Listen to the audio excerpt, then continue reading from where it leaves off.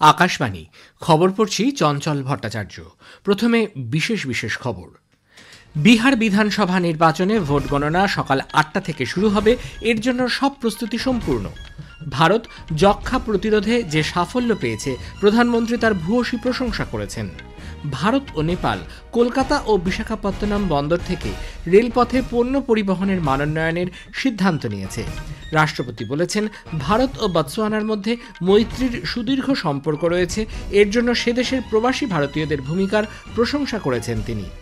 কলকাতার ইডেন গার্ডেন্সে আজ থেকে শুরু হচ্ছে ভারত ও দক্ষিণ আফ্রিকার মধ্যে প্রথম ক্রিকেট টেস্ট। আসছি বিস্তারিত খবরে। বিহার বিধানসভা নির্বাচনের ভোট গণনা সকাল ৮টা থেকে শুরু হবে। এর জন্য সব প্রস্তুতি সম্পূর্ণ।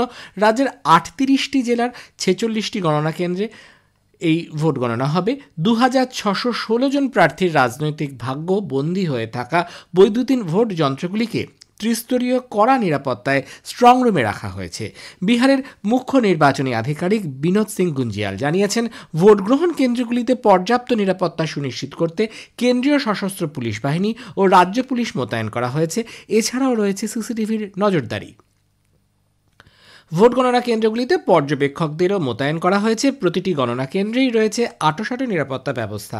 আকাশবাণীর সংবাদদাতা জানাচ্ছেন, প্রথমে হবে পোস্টাল ব্যালটের গণনা, তারপর ইভিএম এর। ৪,৩০০টির বেশি ভোট গণনার টেবিলে থাকছেন একজন করে গণনা সুপারভাইজার, গণনা সহায়ক ও মাইক্রো অবজারভার। ১৮,০০০-এর বেশি এজেন্টও নিয়োগ করা হয়েছে। উল্লেখ্য, ২৪৩টি আসনের বিহার বিধানসভা নির্বাচনে ৬ ও ১১ই নভেম্বর দুদফায় ভোট নেওয়া হয়।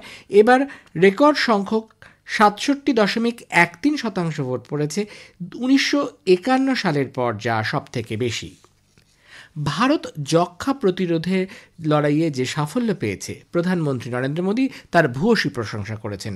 সামাজিক মাধ্যমে এক বার্তায় প্রধানমন্ত্রী বিশ্ব স্বাস্থ্য সংস্থার সর্বশেষ গ্লোবাল টিউবারকিউলোসিস রিপোর্ট ২০২৫ সম্পর্কে বলেছেন, ২০১৫ সাল থেকে ভারত যক্ষ্মা আক্রান্তের হার কমাতে প্রশংসনীয় অগ্রগতি অর্জন করেছে এবং গোটা বিশ্বে যে হারে এই রোগটি কমেছে তার থেকে দ্বিগুণ হারে ভারতে কমেছে।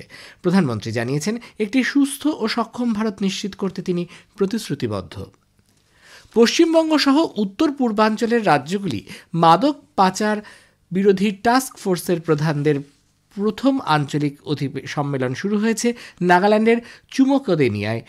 নেশামুক্ত ভারত গঠনের উদ্যোগে এই সম্মেলন। নাগাল্যান্ড পুলিশের মহানির্দেশক রূপিন শর্মা জানিয়েছেন, মাদকের বিরুদ্ধে লড়াইয়ে উত্তর পূর্বাঞ্চলের রাজ্যগুলির ভূমিকা বিশেষ গুরুত্বপূর্ণ।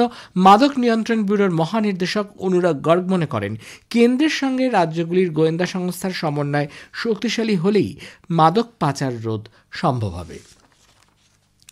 কেন্দ্রীয় পর্যটন ও সংস্কৃতি মন্ত্রী গজেন্দ্র সিং শেখাওয়াত আজ গ্যাংটকে উত্তর পূর্ব আঞ্চলিক আন্তর্জাতিক পর্যটন মার্টের ১৩তম সংস্করণের উদ্বোধন করবেন। আয়োজক রাজ্য সিকিমের মুখ্যমন্ত্রী প্রেম সিং তামাং, অরুণাচল প্রদেশের মুখ্যমন্ত্রী পেমা খান্ডু এবং উত্তর পূর্ব রাজ্যগুলির পর্যটন মন্ত্রীরা এই অনুষ্ঠানে উপস্থিত থাকবেন।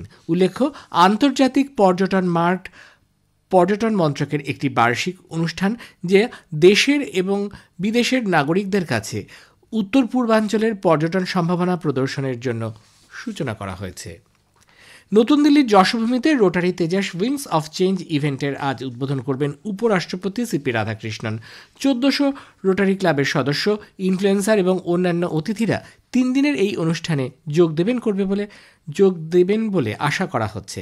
উল্লেখ্য, ১৪ লক্ষেরও বেশি পেশাদার এবং বিশিষ্ট ব্যক্তিদের সমন্বয়ে গঠিত বিশ্বব্যাপী নেটওয়ার্ক রয়েছে রোটারির। গোটা বিশ্বজুড়ে বিভিন্ন মানবিক সমস্যার চ্যালেঞ্জ মোকাবিলায় যারা দক্ষ। পাশাপাশি ভারতে রোটারির ৬,৭০০ ক্লাবের ২,১০,০০০-এরও বেশি সদস্য আছেন, যারা দেশের বিভিন্ন অঞ্চলের মানুষের জন্য সেবামূলক প্রকল্পে সক্রিয়ভাবে যুক্ত। ৪৪তম ভারত আন্তর্জাতিক বাণিজ্য মেলা IITF আজ থেকে নতুন দিল্লির ভারত মণ্ডপমে শুরু হচ্ছে। ১৪ দিনের এই আন্তর্জাতিক বাণিজ্য মেলায় সংযুক্ত আরব আমিরশাহী, চীন, ইরান, দক্ষিণ কোরিয়া, মিশর সহ ১২টি দেশ অংশগ্রহণ করছে। এদিকে প্রতিরক্ষা সরঞ্জাম উৎপাদন বিভাগ DTP আজ থেকে এই বাণিজ্য মেলায় প্রতিরক্ষা ক্ষেত্রে দেশীয় প্রযুক্তির সাফল্য তুলে ধরবে। প্রতিরক্ষা মন্ত্রক জানিয়েছে যে তাদের প্যাভিলিয়ন প্রতিরক্ষা সরঞ্জাম উৎপাদনে ক্রমবর্ধমান সাফল্য এবং উদ্ভাবনী দক্ষতা প্রদর্শন করবে। শিল্প ও বাণিজ্য মন্ত্রী পীযূষ গোয়েল গতকাল নেপালের বাণিজ্য মন্ত্রী অনিল কুমার সিনহার সঙ্গে বৈঠক করেছেন। বৈঠকে দুদেশের মধ্যে যোগাযোগ ব্যবস্থার মানোন্নয়নে চূড়ান্ত সমঝোতার বিষয়ে ঐক্যমত্য হয়েছে। শিল্প ও বাণিজ্য মন্ত্রক জানিয়েছে, যোগবাণী বিরাটনগর শাখায় এখন থেকে রেলপথে কন্টেনার পাঠানো সম্ভব হবে। এর ফলে কলকাতা ও বিশাখাপত্তনম বন্দর থেকে নেপালে পণ্য পরিবহন আরও সহজ হবে। উল্লেখ্য, 2023-এ দুদেশের প্রধানমন্ত্রী এই রেলপথটি যৌথভাবে উদ্বোধন করেন। বৈঠকে আন্তঃসীমান্ত বাণিজ্য আরো সহজ করে তোলার জন্য সুসংহত চেকপোস্ট সহ অন্যান্য পরিকাঠামো নির্মাণের বিষয় নিয়েও মতবিনিময় হয়েছে। এ খবর প্রচারিত হচ্ছে আকাশবাণী থেকে। আমাদের সংবাদ শোনা যাবে ইউটিউব চ্যানেল আকাশবাণী সংবাদ বাংলা, ফেসবুক ও ইনস্টাগ্রাম আকাশবাণী সংবাদ কলকাতা এবং এক্স হ্যান্ডেল AIR নিউজ কলকাতাতে।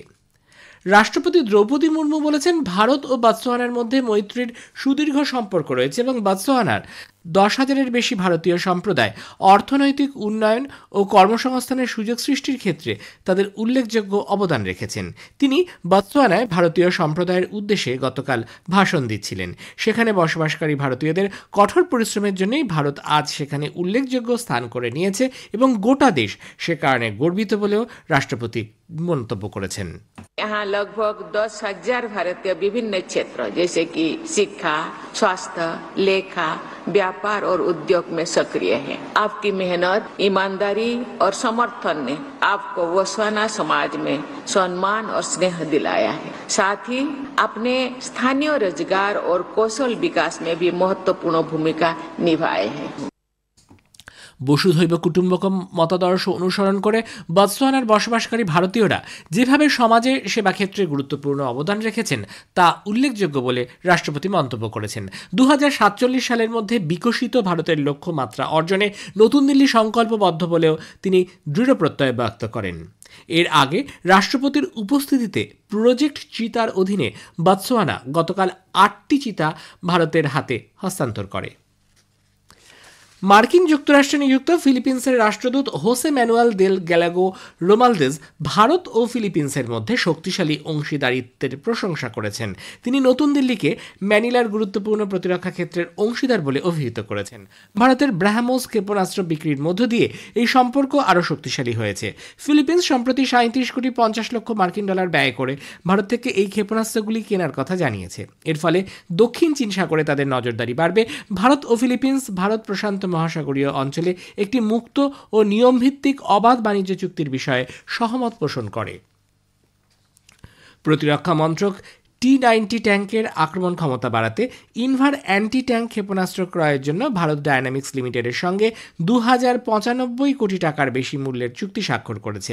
মন্ত্রক সূত্রে জানানো হয়েছে, প্রতিরক্ষা ক্ষেত্রের সঙ্গে যুক্ত রাষ্ট্রায়ত্ত সংস্থাগুলি ভারতীয় সেনাবাহিনীর চাহিদা পূরণে সরকারের উদ্যোগে সামিল হয়েছে, যা আত্মনির্ভর ভারতের প্রতিরক্ষা দৃষ্টিভঙ্গির সঙ্গে সাযুজ্য রেখে চলে। প্রতিরক্ষা দপ্তর সূত্রে আরও বলা হয়েছে, এই একটি উন্নত মানের লেজার নির্দেশিত অ্যান্টি ট্যাঙ্ক ক্ষেপণাস্ত্র যার আঘাতের ক্ষমতা অত্যন্ত বেশি। বাংলাদেশের অন্তর্বর্তী সরকারের প্রধান উপদেষ্টা অধ্যাপক মোহাম্মদ ইউনুস ঘোষণা করেছেন, সেদেশের জাতীয় আইনসভার নির্বাচন ও জুলাই মাসের জাতীয় সনদ নিয়ে গণভোট একই দিনে হবে। জাতির উদ্দেশ্যে গতকাল এক টেলিভিশন ভাষণে একথা জানিয়ে নির্বাচন প্রক্রিয়ায় যাতে আরও বেশি মানুষ অংশ নিতে পারেন সেজন্যই এই সিদ্ধান্ত নেওয়া হয়েছে বলে তিনি জানিয়েছেন। এর ফলে ব্যয় সাশ্রয়ও হবে। তবে জাতীয় আইনসভার নির্বাচন এবং গণভোট একদিনে হলেও তা কোনোভাবেই সাংবিধানিক সংস্কারের প্রক্রিয়ার প্রতিবন্ধক হবে না বলেও তিনি জানিয়েছেন। ইডেনে আজ থেকে 2 ম্যাচের টেস্ট সিরিজের প্রথম ক্রিকেট টেস্টে ভারত ও দক্ষিণ আফ্রিকা মুখোমুখি হচ্ছে। খেলা শুরু হবে সকাল 9:30টায়। বিশ্ব টেস্ট চ্যাম্পিয়নশিপের পয়েন্ট তালিকায় ভারত 61.90 পয়েন্ট সংগ্রহ করে তৃতীয় স্থানে রয়েছে। 50 পয়েন্ট নিয়ে দক্ষিণ আফ্রিকা রয়েছে পঞ্চম স্থানে। দক্ষিণ আফ্রিকার অধিনায়ক টেম্বা বাভুমা জানিয়েছেন, ভারতকে দেশের মাটিতে হারানো কঠিন, কিন্তু চ্যালেঞ্জ নিতে তারা প্রস্তুত। শেষে বিশেষ খবর আরও একবার। বিহার বিধানসভা নির্বাচনের ভোট গণনা সকাল 8টা থেকে শুরু হবে। এর জন্য সব প্রস্তুতি সম্পূর্ণ। ভারত যক্ষ্মা প্রতিরোধে যে সাফল্য পেয়েছে প্রধানমন্ত্রী তার প্রশংসা করেছেন। খবর শেষ হলো।